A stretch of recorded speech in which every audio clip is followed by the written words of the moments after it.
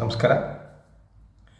ಇವತ್ತು ತಮ್ಮೊಂದು ಮುಖ್ಯವಾದ ವಿಷಯವನ್ನು ತಮ್ಮೊಟ್ಟಿಗೆ ಪ್ರಸ್ತಾಪ ಮಾಡಲು ಇವತ್ತು ತಮ್ಮ ಮುಂದೆ ಬರ್ತಾಯಿದ್ದೀನಿ. ಬಹುಮುಖ್ಯವಾಗಿ ತಾವೆಲ್ಲರೂ ಗಮನಿಸಬೇಕಾದ್ದು ಇತ್ತೀಚೆಗೆ ಯೋಗಾಸನ, ಮೆಡಿಟೇಷನ್ನು ಮತ್ತೊಂದು ಶಿಸ್ತಿನ ಜೀವನ ಶೈಲಿ ಇತ್ಯಾದಿಗಳ ಬಗ್ಗೆ ಹೆಚ್ಚು ಮಾತನಾಡ್ತಾ ದೈಹಿಕ ಆರೋಗ್ಯ ಮತ್ತು ಮಾನಸಿಕ ಆರೋಗ್ಯದ ಕಡೆಗೆ ಹೆಚ್ಚು ಗಮನ ಹರಿಸಬೇಕು ಅಂತ ಹೇಳಿ ಅಂತಾರಾಷ್ಟ್ರೀಯ ಯೋಗ ದಿನವನ್ನು ಆಯುರ್ವೇದ ಕಾಲೇಜುಗಳು ಸರ್ಕಾರದ ಪರವಾಗಿ ಹೆಚ್ಚು ಪ್ರಚಾರ ಮಾಡ್ತಾಯಿದ್ದಾವೆ. ಇತ್ತೀಚೆಗೆ ಮೈಸೂರಿನ ಆಯುರ್ವೇದ ಕಾಲೇಜಿನ ಪ್ರಾಂಶುಪಾಲರಾದ ಡಾಕ್ಟರ್ ರಾಧಾಕೃಷ್ಣರವರು ಆದಿವಾಸಿಗಳ ಹಾಡಿಗಳಲ್ಲಿ ಕೂಡ ಇತ್ತೀಚೆಗೆ ಏರ್ಪಡಿಸಿದರು. ಶೆಟ್ಟಳ್ಳಿ ಹಾಡಿಯಲ್ಲಿ 100 ಆದಿವಾಸಿ ಮಕ್ಕಳು, ಆಶ್ರಮ ಶಾಲೆಯ 100 ಆದಿವಾಸಿ ಮಕ್ಕಳೊಟ್ಟಿಗೆ ಯೋಗಾಭ್ಯಾಸವನ್ನು ಮಾಡೋದು ಮತ್ತು ಪ್ರಾಣಾಯಾಮವನ್ನು ಹೇಳಿಕೊಡೋದು, ಒಳ್ಳೆಯ ಜೀವನ ಶೈಲಿನ ಅಳವಡಿಸಿಕೊಳ್ಳೋದು, ಇದ್ರ ಬಗ್ಗೆ ಮಾತಾಡಿದ್ದಾರೆ. ಆರೋಗ್ಯ ಅಂತ ಅಂದರೆ ಔಷಧಿಯಿಂದ ಗುಣಪಡಿಸ್ಕೊಳ್ಳೋದಲ್ಲ, ಔಷಧಿಯಿಂದ ಗುಣಪಡಿಸ್ಕೊಳ್ಳೋದು ಕಾಯಿಲೆ. ಆರೋಗ್ಯ ಅಂತ ಅಂದರೆ ಅದು ನಿಮ್ಮ ಕೈಲೇ ಇದೆ, ನಿಮ್ಮ ಜೀವನ ಶೈಲಿಯ ಕಡೆನೇ ಇದೆ. ಇದನ್ನು ಪ್ರತಿಯೊಬ್ಬರು ಕೂಡ ಇದನ್ನು ಗಮನಿಸಬೇಕು. ನಮ್ಮ ಆರೋಗ್ಯವನ್ನು ಹಾಳು ಮಾಡಿಕೊಂಡು, ನಮ್ಮ ಮಾನಸಿಕ ನೆಮ್ಮದಿಯನ್ನು ಹಾಳು ಮಾಡಿಕೊಂಡು ಸಂಪಾದನೆ ಮಾಡೋದು ಬಹಳಷ್ಟು ಕಾಲ ಉಳಿಯೋದಿಲ್ಲ. ಅದನ್ನು ಖುಷಿನೂ ಕೂಡ ಪಡಲಿಕ್ಕಾಗೋದಿಲ್ಲ. ಸಂಪಾದನೆ ಮಾಡಲೇಬೇಕು, ನ್ಯಾಯಯುತವಾದ ಸಂಪಾದನೆ ಮಾಡಿ ಅದನ್ನು ನೀವು ಹೆಮ್ಮೆ ಪಡಬೇಕು. ಆದರೆ ಬಹಳ ಮುಖ್ಯವಾಗಿ ನಾವು ಗಮನಿಸಬೇಕಾದ್ದು ನಮ್ಮ ಜೀವನ ಶೈಲಿಯನ್ನು ಹೇಗೆ ರೂಪಿಸ್ಕೊಳ್ಬೇಕು. ಈಗ ಯುವಜನರಿದ್ದಾಗ ಹೆಚ್ಚಾಗಿ ನಾವು ಎಕ್ಸಸೈಸ್ ಮಾಡೋದು, ಆಟಗಳನ್ನ ಆಡೋದು, ದೈಹಿಕ ಶ್ರಮ ಕೊಡುವಂಥ ಚಟುವಟಿಕೆಯಲ್ಲಿ ತೊಡಗಿರ್ತೀವಿ. ಅವರ ಸಾಮರ್ಥ್ಯ ಇರುತ್ತೆ, ಇದು ಓಕೆ. ಆದರೆ ಸಾಮಾನ್ಯ ಜನರು, ಅಧಿಕಾರಿಗಳಿರ್ಬೋದು, ಕಂಪ್ನಿಗಳಲ್ಲಿ ಕೆಲಸ ಮಾಡೋರಿರ್ಬೋದು, ರೈತಾಪಿಜಿರ್ಬೋದು, ಅಥವಾ ದಿನನಿತ್ಯದ ಸ್ವಚ್ಛತಾ ಕಾರ್ಯ ತೊಡಗಿರುವಂಥ ಯಾವುದೇ ಜನ ಇರ್ಬೋದು, ಮನೆಯಲ್ಲಿ ತಾಯಂದಿರು, ಹಿರಿಯರು ಇರ್ಬೋದು, ಶಾಲೆಗಳಲ್ಲಿ ವಿದ್ಯಾರ್ಥಿಗಳು, ಕಾಲೇಜುಗಳಲ್ಲಿ ವಿದ್ಯಾರ್ಥಿಗಳು ಇರ್ಬೋದು, ಪ್ರತಿಯೊಬ್ಬರು ಕೂಡ ತಮ್ಮ ಆರೋಗ್ಯದ ಕಡೆಗೆ, ಉತ್ತಮವಾದ ಜೀವನ ಶೈಲಿಯ ಕಡೆಗೆ ಗಮನ ಹರಿಸೋದು ಅಗತ್ಯ ಇದೆ. ಈಗಿನ ಮಾಡರ್ನ್ ಡೇಸಲ್ಲಿ ನಮ್ಮ ಯುವಜನರನ್ನು ಅಟ್ರ್ಯಾಕ್ಟ್ ಮಾಡಲಿಕ್ಕೆ ತುಂಬಾ ತಮ್ಮ ಕಡೆ ಸೆಳ್ಕೊಳ್ಳೋವಂಥ ಬೇರೆ ಬೇರೆ ಹವ್ಯಾಸಗಳು, ಬೇರೆ ಬೇರೆ ತಿನಿಸುಗಳು ಇದ್ದಾವೆ. ಆ ಥರ ಹವ್ಯಾಸಗಳಲ್ಲಿ, ಆ ಥರ ತಿನಿಸುಗಳಲ್ಲಿ ನಾವು ಅರ್ಪಿಸಿಕೊಂಡ್ರೆ ಒಂದಿನ ನಾವಾಗಿ ಉಳಿಯೋದಿಲ್ಲ. ಆ ಕಾರಣಕ್ಕಾಗಿ ಒಂದು ಉತ್ತಮವಾದ ಜೀವನ ಶೈಲಿಯನ್ನು ರೂಪಿಸಿಕೊಳ್ಳಲಿಕ್ಕೆ ಯೋಗವನ್ನು, ಧ್ಯಾನವನ್ನು, ಒಳ್ಳೆಯ ಪ್ರಾಣಾಯಾಮವನ್ನು ಅಳವಡಿಸಿಕೊಳ್ಳೋದು ತುಂಬ ಮುಖ್ಯ ಅನಿಸುತ್ತೆ. ಇದನ್ನು ನಾನು ಯಾವುದೋ ಥಿಯರಿ ಓದಿ ಅಥವಾ ಯಾರಿಂದ ತಿಳ್ಕೊಂಡು ನಿಮ್ಗೆ ಹೇಳ್ತಾ ಇಲ್ಲ. ಆದರೆ ನಿಮಗೆ ಆಶ್ಚರ್ಯನೂ ಆಗ್ಬೋದು. ನಾನು MSW ಮುಗಿಸಿದ ಮೇಲೆ ನಾನು MSW ಓದಾಗ 2 ಮುಖ್ಯವಾದ ಸಬ್ಜೆಕ್ಟ್ ತೊಗೊಂಡಿದ್ದೆ ನಾನು.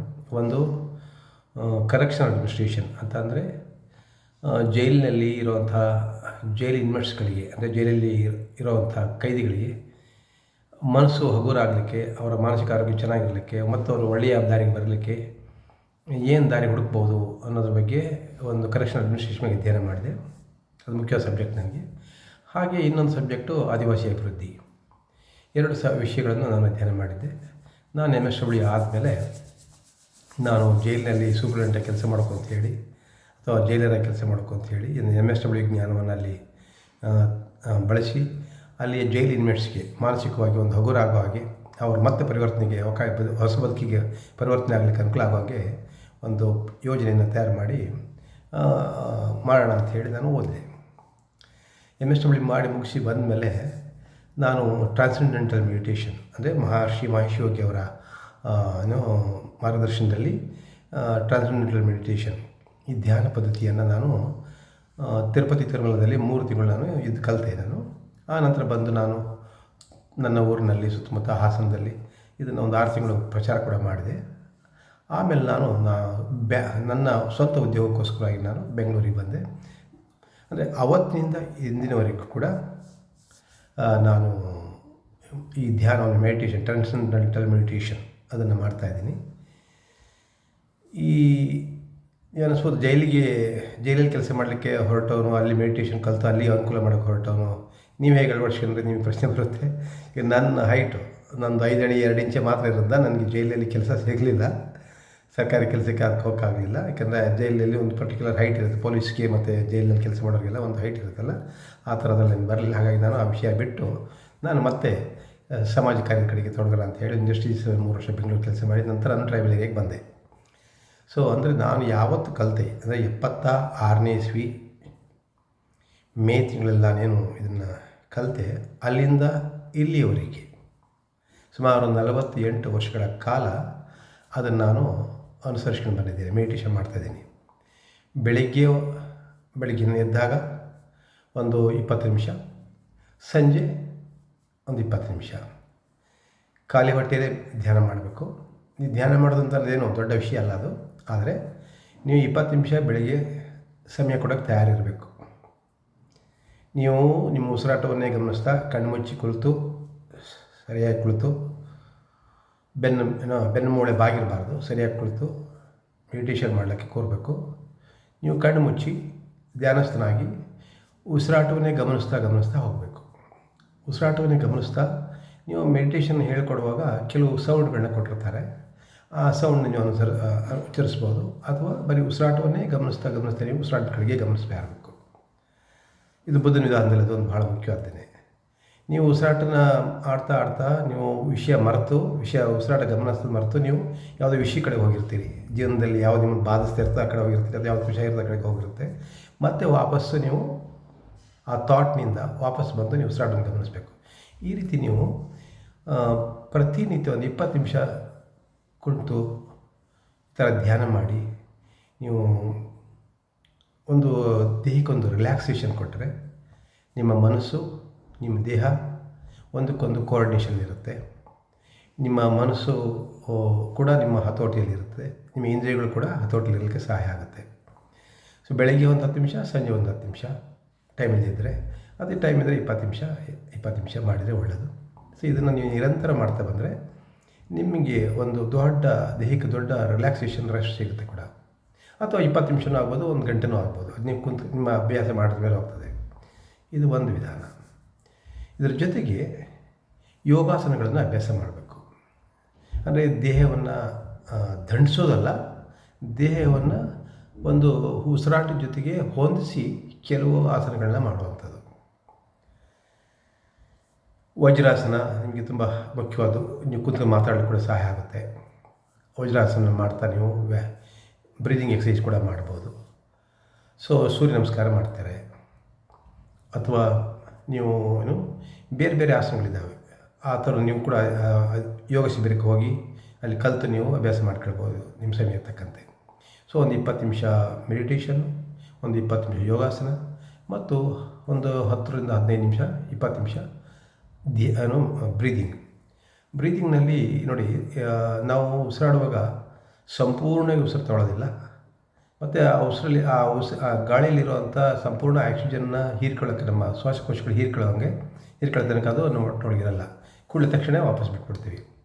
ಅಂದರೆ ದೀರ್ಘಕಾಲದ ಸ್ವಲ್ಪ ಹೋಲ್ಡ್ ಮಾಡೋದು, ಅದನ್ನು ಕುಂಭಕ ಅಂತಾರೆ. ನಮ್ಮ ಶ್ವಾಸಕೋಶದೊಳಗಡೆ ಸ್ವಲ್ಪ ಹೊತ್ತು ಹೋಲ್ಡ್ ಮಾಡುವಂಥದ್ದು. ಈ ಥರ ಉಸಿರಾಟವನ್ನು ಕೂಡ ನಾವು ಮಾಡ್ಬೋದು. ಉಸಿರಾಟದಲ್ಲಿ ಕಪಾಲಭಾತಿ, ಭಸ್ತ್ರಿಕಾ, ಅನುಲೋಮ ವಿಲೋಮ, ಹೀಗೆ ಒಂದು 4-5 ವಿಚಾರಗಳು ನೀವು ಕಲ್ತ್ಕೊಳ್ಬೋದು.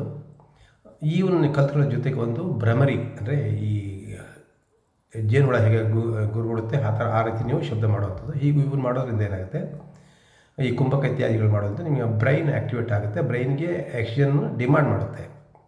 ಸೊ ಇದು ಬ್ರೈನ್ಗೆ ಆಕ್ಸಿಜನ್ ಸಪ್ಲೈ ಮಾಡಲಿಕ್ಕೆ ಸಹಾಯ ಕೂಡ ಆಗುತ್ತೆ. ಹಾಗಾಗಿ ಬ್ರೀದಿಂಗ್ ಎಕ್ಸಸೈಸ್ ಇರ್ಬೋದು, ಅಥವಾ ಯೋಗಾಸನದ ಕೆಲವು ಇದರ ಆಸನಗಳಿರ್ಬೋದು, ಮತ್ತು ಮೆಡಿಟೇಷನ್ ಇರ್ಬೋದು. ಇವು ಮೂರನ್ನು ನೀವು ದಿನದಲ್ಲಿ 1 ಗಂಟೆ ನೀವು ನಿಮಗೆ ಟೈಮ್ ಕೊಟ್ಟರೆ ನಿಮ್ಮ ದೇಹ ತುಂಬ ರಿಲ್ಯಾಕ್ಸ್ ಆಗಿರುತ್ತೆ. ಅಷ್ಟೇ ಅಲ್ಲ, ಸಾಕಷ್ಟು ಒಂದು ಪರಿಣಾಮಕಾರಿಯಾಗಿ ನೀವು ಚಿಂತನೆ ಮಾಡಲಿಕ್ಕೆ, ಚಟುವಟಿಕೆಯಲ್ಲಿ ತೊಡಗಲಿಕ್ಕೆ ಸಹಾಯ ಆಗುತ್ತೆ. ಸೊ ಬೆಳಗ್ಗೆ 1 ಗಂಟೆ, ಸಂಜೆ ಅರ್ಧ ಗಂಟೆ. ಸಂಜೆ ನೀವು ವ್ಯಾಯಾಮ ಮಾಡೋಕ್ಕಾಗದಿದ್ರೂ ಬ್ರೀದಿಂಗ್ ಮತ್ತು ಮೆಡಿಟೇಷನ್ ಮಾಡ್ಬೋದು. ಸೊ ಇದನ್ನು ನೀವು ಸೂಕ್ತವಾದ ಜನರಿಂದ ಕಲಿತು ಇದನ್ನು ಪ್ರಾಕ್ಟೀಸ್ ಮಾಡಿ. ಈಗ ನಾನು ಕಳೆದ 48 ವರ್ಷಗಳಿಂದ ಇದನ್ನು ಅನುಸರಿಸ್ತಾ ಬಂದಿರೋದ್ರಿಂದ ನನ್ನ ಆರೋಗ್ಯದ ಕಡೆಗೆ ಒಂದು ಹತೋಟಿ ಇದೆ. ಸೊ ನನಗೆ ಎಷ್ಟೇ ನಾನು ಸಮಾಜ ಕಾರ್ಯ ಮಾಡುವಾಗ, ಸಮಾಜದೊಟ್ಟಿಗೆ ಕೆಲಸ ಮಾಡುವಾಗ ಎಷ್ಟೇ ಒತ್ತಡಗಳು ಬಂದರೂ ಅದನ್ನು ನಿಭಾಯಿಸುವ ಸಾಮರ್ಥ್ಯ ನನಗೆ ಬಂದಿದೆ. ಜೊತೆಗೆ ಉದ್ಯೋಗಕ್ಕೆ ಒಳಗಾಗದಾನೆ, ತಪ್ಪುಗಳು ಮಾಡಿದ್ದಾನೆ, ಯಾರೊಟ್ಟಿಗೆ ಸಂಘರ್ಷಕ್ಕೆ ಅನಾವಶ್ಯಕ ಸಂಘರ್ಷಗಳಿದ್ದೇನೆ, ನನ್ನ ಮಾತಿನಿಂದಲೇ ಬಗೆಹರಿಸ್ಕೊಳ್ಳುವಂಥ ಒಂದು ತಾಳ್ಮೆ ಕೂಡ ರೂಢಿಸ್ಕೊಳ್ಳೋಕ್ಕೆ ಸಾಧ್ಯ ಆಗಿದೆ. ಹೀಗಾಗಿ ನಾನು ತಮ್ಮಲ್ಲಿ ಏನು ವಿನಂತಿ ಮಾಡ್ತೀನಿ ಅಂತಂದರೆ, ತಾವು ಕೂಡ ದಿನನಿತ್ಯ ಈ 3 ಮೆಡಿಟೇಷನ್, ಯೋಗಾಸನ ಮತ್ತು ಬ್ರೀದಿಂಗ್ ಎಕ್ಸಸೈಸಸ್ ಈ 3 ಅಳವಡಿಸಿಕೊಂಡ್ರೆ ತಮ್ಮ ಆರೋಗ್ಯದ ಕಡೆ ಹೆಚ್ಚು ಗಮನ ಹರಿಸ್ತೀರಿ. ಅಂದರೆ ಮಾನಸಿಕ ಆರೋಗ್ಯ ಮತ್ತು ದೈಹಿಕ ಆರೋಗ್ಯ ಚೆನ್ನಾಗಿರುತ್ತೆ. ಇದನ್ನು ಕಾಪಾಡೋದ್ರ ಜೊತೆಗೆ ನಿಮ್ಮ ಆಹಾರ ಪದ್ಧತಿಯಲ್ಲಿ ಕೂಡ ನಿಮಗೆ ಸೂಕ್ತವಾದ ಆಹಾರವನ್ನು ನೀವು ಆಯ್ಕೆ ಮಾಡ್ಕೊಂಡು ನೀವು ಅನುಸರಿಸ್ತಾ ಹೋದರೆ ಸಮಸ್ಯೆಗಳಿರೋದಿಲ್ಲ. ನಾನು ಮೊನ್ನೆ ತಾನೇ ನೀರು ಕುಡಿಯೋದ್ರ ಬಗ್ಗೆ ಮಾತ್ರ ಹೇಳಿದ್ದೀನಿ. ಸೊ ನೀರು ಕುಡಿಯೋದು ಕೂಡ ಭಾಳ ಇಂಪಾರ್ಟೆಂಟ್. ನೀವು ತಿಂದು ಆಹಾರ ಚೆನ್ನಾಗಿ ಆಗಬೇಕು ಅಂತಂದರೆ ನೀರನ್ನ ಯಾವಾಗ ಕುಡಿಬೇಕು, ಯಾವಾಗ ಕುಡಿಬಾರ್ದು ಕೂಡ ತಿಳ್ಕೊಳ್ಬೇಕು. ಹಾಗಾಗಿ ಯೋಗಾಸನ ಕೂಡ ಮಾಡುವಾಗ ಖಾಲಿ ಹೊಟ್ಟೆಲೇ ಮಾಡಬೇಕು, ಅದು ಇಂಪಾರ್ಟೆಂಟು. ಬ್ರೀದಿಂಗ್ ಎಕ್ಸಸೈಸ್ ಮಾಡೋಗಳು ಕೂಡ ನೀವು ಖಾಲಿ ಹೊಟ್ಟೆಲೇ ಮಾಡೋದು ಒಳ್ಳೆಯದು. ಮತ್ತು ಮೆಡಿಟೇಷನು ಅಷ್ಟೇ. ಮೆಡಿಟೇಷನ್, ಯೋಗ, ಪ್ರಾಣಾಯಾಮ ನೀವು ಬೆಳಗ್ಗೆ ಹೊತ್ತು ಮಾಡುವಾಗ ಖಾಲಿ ಹೊಟ್ಟೆಲಿ ಇರ್ತೀರಿ. ಹಾಗಾಗಿ ಅದನ್ನು ಅನುಸರಿಸಿ ಮತ್ತು ನೀವು ಅದರದ್ದು ಬೆನಿಫಿಟ್ ನೀವು ಪಡ್ಕೊಳ್ಬೇಕು. ಯಾಕಂದರೆ ಇದನ್ನು ನಾವು ಆರೋಗ್ಯಕ್ಕೆ ನಾವು ಹಾಸ್ಪಿಟಲ್ ಹುಡ್ಕೊಂಡು ಹೋಗೋದಾಗಲಿ ಅಥವಾ ಡಾಕ್ಟ್ರನ್ನ ಹುಡ್ಕೊಂಡು ಹೋಗೋದಾಗಲಿ, ಅದು ಈಗ ಆರೋಗ್ಯ ಕೆಡಿಸ್ಕೊಂಡ್ಮೇಲೆ ಅವರೆಲ್ಲ ಬೇಕು. ಆರೋಗ್ಯ ಕೆಡಿಸ್ಕೊಳ್ದೆ ಹೋದರೆ ನೀವೇ ಅದನ್ನು ನಿಯಂತ್ರಣ ಮಾಡಿದರೆ, ನೀವೇ ಅದನ್ನು ಮ್ಯಾನೇಜ್ ಮಾಡಿದರೆ ಅವ್ರನ್ನ ದೂರನೇ ಇರ್ಬೋದು. ನಿಮ್ಗೆ ಆಶ್ಚರ್ಯ ಆಗ್ಬೋದು.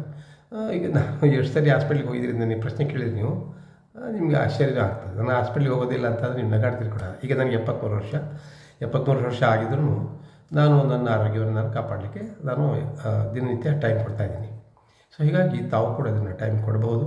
ಇದು ದೊಡ್ಡ ಸಾಹಸ ಅಲ್ಲ, ಇದು ಅದೇ ಶಿಸ್ತಾಗಿ ದಿನನಿತ್ಯ ಎಷ್ಟೇ ಒತ್ತಡಗಳಿದ್ದರೂ ನಮ್ಮ ದೇಹದ ಆರೋಗ್ಯಕ್ಕೆ ಒಂಚೂರು ಟೈಮ್ ಕೊಡಬೇಕು ಅನ್ನೋದು ಭಾಳ ಮುಖ್ಯವಾಗಿದೆ ಅಂತ ಗಮನಕ್ಕೆ ಇಷ್ಟಪಡ್ತೀನಿ. ಇದನ್ನು ಯುವಜನರು ತಮ್ಮ ವಯಸ್ಸಿನಲ್ಲಿ, ಈಗ ನಾನು ಇದನ್ನು ಕಲಿತಾ ನನಗೆ 25 ವರ್ಷ. ಅದಕ್ಕಿಂತ ಮೊದಲು ನಾನು ಕಬಡ್ಡಿ ಆಡ್ತಿದ್ದೆ, ಖೋ ಆಡ್ತಿದ್ದೆ, ಈಜು ಹೊಡಿತಿದ್ದೆ, ಇದೆಲ್ಲ ಇತ್ತು. ಇಲ್ಲ ಅಂತಲ್ಲ, ಮರ ಹಾಕ್ತಿದ್ದೆ, ಇದೆಲ್ಲ ಮಾಮೂಲಿ. ನಾನು ಹಳ್ಳಿಯ ವಾತಾವರಣದಲ್ಲಿ ಬೆಳೆದವರಾಗಿದ್ದರಿಂದ ಅದೆಲ್ಲ ಮಾಡ್ತಿದ್ದೆ. ಆದರೆ ನಾನು ಒಂದು ಶಿಸ್ತಿನ ಜೀವನಕ್ಕೆ ಬಂದಮೇಲೆ, ಒಂದು ಪ್ರೊಫೆಷನಲ್ ಲೈಫಿಗೆ ಬಂದಮೇಲೆ ನಾನು ಇದನ್ನು ಅತ್ಯಂತ ಗಂಭೀರವಾಗಿ ನಾನು ಪರಿಗಣಿಸ್ತೀನಿ. ಇದು ನನ್ನ ಗೆಳೆಯರು ಕೂಡ ಇದನ್ನು ಹೇಳ್ತಾ ಹೋಗ್ತೀನಿ. ಸೊ ಹಾಗಾಗಿ ನಾನು ಎಷ್ಟೇ ಒತ್ತಡದ ಕೆಲಸಗಳನ್ನ ಮಾಡಿದ್ರು ಮತ್ತು ನಾನು ಎಷ್ಟೇ ಜನರೊಟ್ಟಿಗೆ ವ್ಯವಹರಿಸಿದ್ರು ಕೂಡ ನನ್ನ ಮಾತುಗಳು ದಾರಿ ತಪ್ಪೋದಾಗಲಿ ಅಥವಾ ದುಗುಡಕ್ಕೊಳಗಾಗಿ ವ್ಯಸನಕ್ಕೊಳಗಾಗಲಿ ಇದರ ಆಗೋದಿಲ್ಲ. ಹಾಗಾಗಿ ತಾವು ಕೂಡ ಇದನ್ನು ಪ್ರಾಕ್ಟೀಸ್ ಮಾಡಿ ನೋಡ್ಬೋದು ಅಂತೇಳಿ ಹೇಳಲಿಕ್ಕೆ ಇಷ್ಟಪಡ್ತೀನಿ. ಸೊ ಇದನ್ನು ತಾವು ಬಲ್ಲವರಿಂದ ಯೋಗಾಸನವನ್ನು ಕಲಿತು, ಬಲ್ಲವರಿಂದ ಪ್ರಾಣಾಯಾಮವನ್ನು ಕಲಿತು, ಬಲ್ಲವರಿಂದ ಮೆಡಿಟೇಷನ್ ಕಲಿತು ತಮ್ಮ ಜೀವನದಲ್ಲಿ ಅಳವಡಿಸ್ಕೊಳ್ಬೇಕು ಅಂತ ಹೇಳಿ ನಾನು ವಿನಂತಿ ಮಾಡ್ತೀನಿ. ತಮಗೆ ಅಗತ್ಯ ಕನ್ಸಲ್ಟ್ ಮಾಡ್ಕೊಳ್ತಾರೆ, ನನ್ನ ಕೂಡ ತಾವು ಕನ್ಸಲ್ಟ್ ಮಾಡ್ಬೋದು. ಒಳ್ಳೆಯದಾಗಲಿ ಅಂತ ಬಯಸ್ತಾ, ತಮ್ಮ ಆರೋಗ್ಯ ತಮ್ಮ ಕೈಲಿದೆ. ತಮ್ಮ ದಿನನಿತ್ಯದ ಬದುಕನ್ನು ತಾವು ಸುಸೂತ್ರವಾಗಿ ನಿರೂಪಿಸಲಿಕ್ಕೆ ಅನುಕೂಲ ಆಗುತ್ತೆ. ಒಳ್ಳೆಯದಾಗಲಿ ಅಂತ ಹೇಳ್ತಾ ನಮಸ್ಕಾರ, ಧನ್ಯವಾದಗಳು.